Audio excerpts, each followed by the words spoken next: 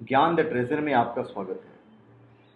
और हम आपको बताएंगे भगवान परशुराम का फरसा कहाँ पड़ा हुआ है, और कोई भी अगर उसे हाथ लगाता है या उसे नुकसान पहुंचाने की कोशिश करता है तो उसे किसी न किसी तरह का नुकसान होता है। परशुराम महान तपस्वी और योद्धा हैं।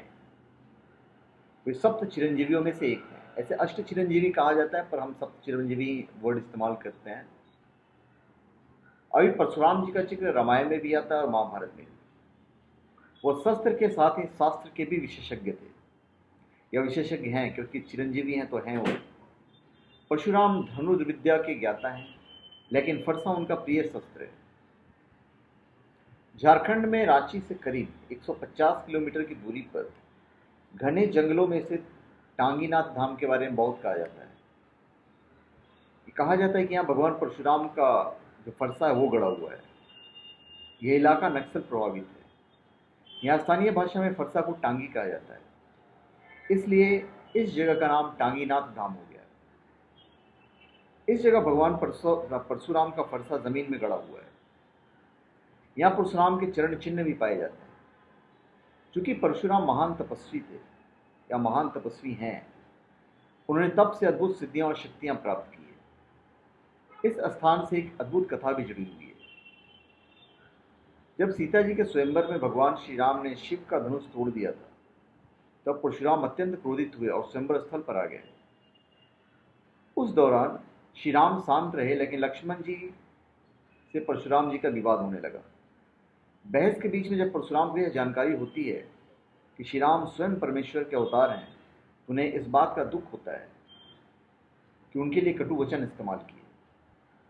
स्वयंवर स्थल से परशुराम जंगलों में चले जाते हैं।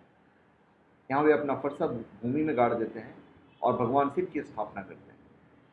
यहाँ वे तपस्या करने लगते हैं। उसी जगह पर आज टांगीनाथ धाम स्थित है। लोगों का विश्वास है कि परशुराम जी का वही फरसा आज भी यहाँ गड़ा हुआ है। सबसे बड़ी बात यह है कि फरसे पर जंग नहीं लगता है। यह फरसा यहाँ हजारों साल से बिना किसी देखभाल के गड़ा हुआ है, लेकिन आज तक इस पर जंग नहीं लगा है। लोगों का कहना है कि फरसा भूमि में कितना गड़ा हुआ है ये कोई नहीं जानता है। इसके बारे में इस कहानी प्रचलित है। कहा जाता है कि एक बार इस इलाके में लोहार आकर रहने लगे थे। काम के दौरान उन्हें लोहे की जरूरत हुई तो उन्हें परशुराम का फरसा काटने की कोशिश की। काफ़ी कोशिश के बाद भी फरसा नहीं काट पाए, लेकिन इसका नतीजा बहुत बुरा हुआ। उस परिवार के सदस्यों की मौत होने लगी। इसके बाद उन्होंने वह इलाका छोड़ दिया। आज भी टांगीनाथ धाम के आसपास लोहार नहीं रहते। इस घटना का खौफ उनके मन में आज भी ताजा है। टांगीनाथ धाम में प्राचीन मंदिर व शिवलिंग के अवशेष हैं। यहाँ की स्थापत्य कला केदारनाथ धाम जैसे बहुत पुराने मंदिरों से मेल खाती है।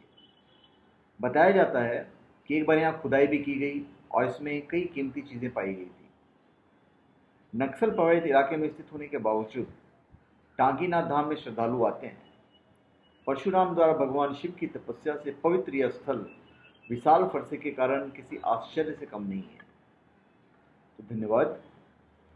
आप हमारे चैनल पर सब्सक्राइब करें और अपने कमेंट दीजिए। धन्यवाद।